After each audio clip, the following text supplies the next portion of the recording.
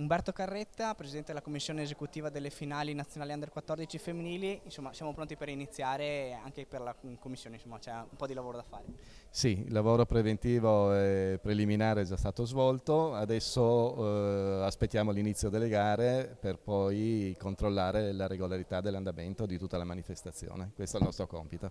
Tante gare da disputare e sicuramente con il passare delle giornate e delle partite anche l'adrenalina e la posta in palio sarà sempre più alta.